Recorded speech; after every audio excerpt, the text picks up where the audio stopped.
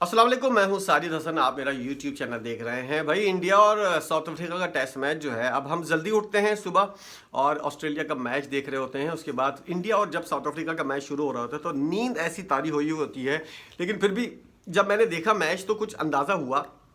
सबसे पहले तो एक डिजास्टर ये हुआ कि इंडिया ने जो है वो बेहतरीन वाली सिराज ने बॉलिंग की है, एक बेहतरीन स्पेल करवाया उसने और अपना जो है वो करियर का एक बेहतरीन स्पेल उसने क्रिएट किया है। 6 विकेट उसने हासिल की हैं और 55 रन पर पूरी टीम को आउट कर दिया। लेकिन उसके बाद क्या हुआ, इंडिया की टीम जो है वो अच्छा खासा रन्स कर रही थी। रोहित शर्मा, विराट कोहली ने अच्छे खासे रन्स किए उनका। दूसरा ये है कि उसके बाद एकदम से जो है एक नेगेटिव रिकॉर्ड जो है वो इंडिया के हाथ में आ गया। उनके 6-7 खिलाड़ी जो है उस सिफर के ऊपर आउट हो गए और रेत की दीवार जिसे कहते हैं ना कि एक हल्का सा धक्का दिया और पूरी इंडिया की टीम जो है वो नीचे गिर गई। क्या हुआ इंडिया के साथ? अब इसके अंदर 3 चीजें सामने आती हैं। क्या इस टेस्ट मैच की पिच जो है एक दिन के अंदर 23 विकेटें गिर गई। अब पिच के ऊपर सवाल खड़ा होता है कि क्या ये पिच खराब है या फिर दूसरी बात यह है कि क्या बहुत ही ज़्यादा एक्स्ट्रा ऑर्डिनरी बॉलिंग की है दोनों टीमों की जानिब से और ख़ास तौर पर साउथ अफ्रीका की जानिब से, क्योंकि उनके जो खिलाड़ी हैं 11 बॉलों के ऊपर उन्होंने 6 खिलाड़ियों को पवेलियन भेज दिया और अच्छी बॉलिंग कहलाई जाएगी क्योंकि 153 पे 4 खिलाड़ी आउट थे और पूरी टीम जो है वो बगैर कोई रन बनाए आउट हो गई। इतना नेगेटिव रिकॉर्ड जो है वो इंडिया ने अपने हाथ में लिया है। एक दिन ये वाली टीम पता नहीं क्या इन लोगों को हो जाता है, ये भी बिल्कुल पाकिस्तानी टीम की तरह चलते हुए नजर आ रहे हैं। एक ज़माने में तो पाकिस्तान से भी बदतर थे लेकिन अब कुछ उनसे बेहतर नजर आते हैं। लेकिन कभी के दिन बड़े कभी की रातें। एक दिन आसमान के ऊपर होती है ये वाली टीम, पूरे वर्ल्ड कप के ऊपर ये आसमान पे खेली है और जैसे ही फाइनल आया है ये ज़मीन पे लेटी हुई नजर आई है ये टीम। अभी भी ऐसे ही हुआ, एकदम से बिल्कुल सही खेल रहा था विराट कोहली और दूसरे खिलाड़ी जितने भी थे सब आज के राहुल ने बेहतरीन पार्टनरशिप बना रहा था उसके साथ। लेकिन क्या हुआ, एकदम से नीचे जमीन के ऊपर बिल्कुल और ऐसी स्पीड से कि पत्नी टूटा हुआ तारा जो है उसको नीचे छोड़ दिया। 11 बॉलों के ऊपर पूरी टीम जो है वो फारिग कर दी गई। ये दूसरी वजूहत हो सकती है कि क्या बहुत ही ज्यादा अच्छी बॉलिंग की है और तीसरी वजूहत ये हो सकती है कि क्या बहुत खराब परफॉर्मेंस थी इंडिया की टीम की। इसके बारे में कुछ कहा जा सकता है। 2 वजूहत मुझे लगती हैं। पिच के ऊपर तो मैं बाद में बात करूंगा, ना मेरा कोई डोमेन बनता है कि मैं पिच के ऊपर कुछ कह सकूं और मेरे कहने से कोई होता भी नहीं है कुछ। इंडिया ने खराब परफॉर्मेंस का मुजाहरा किया, ये वाली बात तो तय है, लेकिन एक्स्ट्रा ऑर्डिनरी बॉल जो है एनजीडी और दीगर खिलाड़ियों ने की है, रबादा ने, और बेहतरीन वाली बॉलिंग का एक्स्ट्रा ऑर्डिनरी बॉलिंग जो है वो हुई है और ख़राब परफॉर्मेंस का मुजाहरा किया गया है इंडिया की तानिब से। ख़राब परफॉर्मेंस का मुजाहरा भी नहीं कहेंगे हम, खराब परफॉर्मेंस का मुजाहरा करने का तो मौका ही नहीं मिला इन लोगों को। बॉल देखकर खेलने का, बैट लाने का ही मौका नहीं मिला और उसके बाद इनकी टीम जो है वो चलती फिरती नजर आई।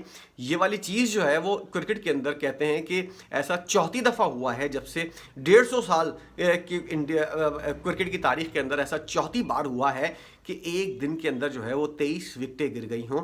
ये बहुत बड़ी बात है। और डेन एल्गर जो है वो आखिरी टेस्ट मैच खेल रहा था, वो भी आउट हो गया। अब ये वाला मैच जो है मुझे ऐसा लगता है, ये तमाम तर सूरत हाल देखकर मुझे ये इंडिया की तरफ जाता हुआ नजर आ रहा है। लेकिन एक नेगेटिव रिकॉर्ड तो इंडिया के पास आ ही गया है। लेकिन ये मैच मुझे इस वक्त जो है अभी एक स्पेल अच्छा सा मोहम्मद सिराज का होना चाहिए और जसप्रीत बुमराह जो है वो पूरी अहलियत रखता है कि इस टीम को जो है वो कम से कम स्कोर के ऊपर आउट कर दे। अगर 100 रन भी होते हैं ना, 100 रन या 90 रन, क्योंकि अभी भी बहुत पीछे हैं ये लोग, 100-90 रन होते हैं ना टारगेट के लिए इंडिया के, तो ये मुझे लगता है कि इंडिया शायद टारगेट अचीव कर लेगा, हासिल कर लेगा और ये टेस्ट मैच जो है ये बराबर करने में कामयाब हो जाएगा। इंडिया के अंदर ये वाली अहलियत है। इंडिया की बैटिंग लाइन जो है वो इतनी स्ट्रांग है। बेशक नेगेटिव रिकॉर्ड उन्होंने पहली इनिंग में बना लिया है लेकिन इनके अंदर बेशक कुछ भी है, रोहित शर्मा, विराट कोहली का जो भी अपना आपस का झगड़ा चल रहा है, टीम के अंदर क्या चल रहा है, ये सब कुछ चीज़ें अपनी जगह, लेकिन विराट कोहली के होते हुए मैं सोच सकता हूँ कि ये वाली टीम जो है वो कभी हार नहीं मानेगी। और ये जो है शायद मुझे लगता हुआ नज़र आ रहा है, अगर दोबारा नेगेटिव या फिर डिज़ास्टर नहीं हुआ तो फिर ये मैच जो है वो मुझे इंडिया के हक़ में जाता हुआ नज़र आ रहा है। क्योंकि 3 खिलाड़ी आउट हो गए हैं साउथ अफ्रीका के और अभी भी इनके रन्स जो हैं वो इंडिया के पूरे करने में टाइम बाकी है। एक अच्छा स्पेल जो है जसप्रीत बुमराह हो सकते हैं या फिर बॉल टर्न भी हो सकता है और उसके लिए भी स्पिनर्स का किरदार अहम हो सकता है। जसप्रीत बुमराह, और क्योंकि ये वाली विकेट जो है वो उसको देखकर अंदाज़ा होता है कि सिराज और बुमराह ये दोनों अगर एक लाइन और लाइन के साथ अच्छी बॉलिंग करें और अच्छे तरीके से इन लोगों को बांध कर आउट कर दें तो फिर ये मैच जो है वो इंडिया की झोली में गिरता हुआ नजर आ रहा है। लेकिन एक नेगेटिव रिकॉर्ड तो बन गया है। लोग कह रहे हैं, सोशल मीडिया के ऊपर मीम्स बनती हुई नजर आ रही हैं कि एक बंदा तंदूर गया रोटियां लेने के लिए, वापस आया, पूरी इंडिया की टीम आउट हो गई।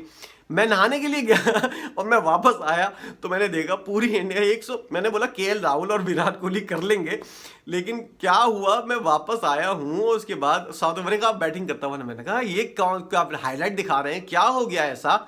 अभी तो इंडिया बैटिंग कर रहा था, अभी इनको और रन करने थे 250-300 का, तो मैंने सोचा हुआ था कि इंडिया कर लेगा, लेकिन एकदम से मैंने बोला कि ये साउथ अफ्रीका की बैटिंग कैसे शुरू हो गई, विराट कोहली कहाँ है। फिर मैंने गूगल किया, फिर मुझे अंदाजा हुआ कि भाई मैं गलत हूँ, बिल्कुल सही चल रहा है मैच।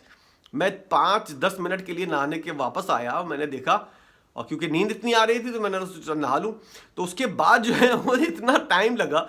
और पूरी इंडिया की टीम, अब कह रहे हैं लोग कि मैं खुद देख नहीं सका, जितना मैच देख रहा था उसके बाद मैं उठकर गया हूँ और वापस आया हूँ, तो ये सारा डिजास्टर हो गया। लोग कह रहे हैं कि 11 बॉलों के अंदर मामला जो है वो काया पलटती हुई नजर आई है।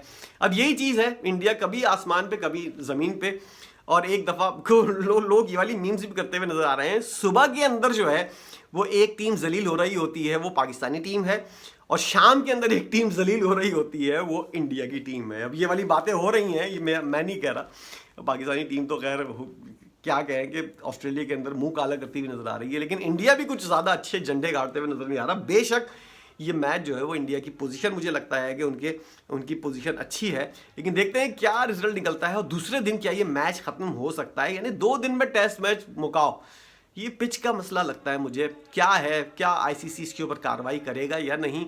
अगर नहीं करता तो फिर पिच का मसला नहीं है, एक्स्ट्रा ऑर्डिनरी बॉलिंग हुई है इस पिच के ऊपर। अगर पिच के ऊपर कोई नंबर कटेंगे, कोई जो ऐसा कुछ होगा, तो फिर लगता है कि पिच के अंदर मसला था। लेकिन इंडिया को पता चल गया है, इंडिया को एक्सपोज कर दिया है साउथ अफ्रीका ने, जिस तरह इंडिया वाले जो है वो एक्सपोज कर रहे थे वर्ल्ड कप के अंदर दूसरी टीमों को पिच के जरिए, पिच टैंपरिंग के जरिए। इस तरह अब उनको पता चला है कि भाई हमारे सामने भी आ सकता है, और मक्का फाते अहमद इतनी जल्दी सामने आएगा महीनों के अंदर, ये किसी को अंदाजा नहीं था। आप क्या सोचते हैं, कौन मैच जीतेगा और ये क्या हुआ है इंडिया की टीम के साथ, इतना नेगेटिव रिकॉर्ड अपने हाथ में लिया है इन्होंने, इसके ऊपर आपकी अपनी क्या राय है जरूर बताइएगा। वीडियो देखने का बहुत शुक्रिया।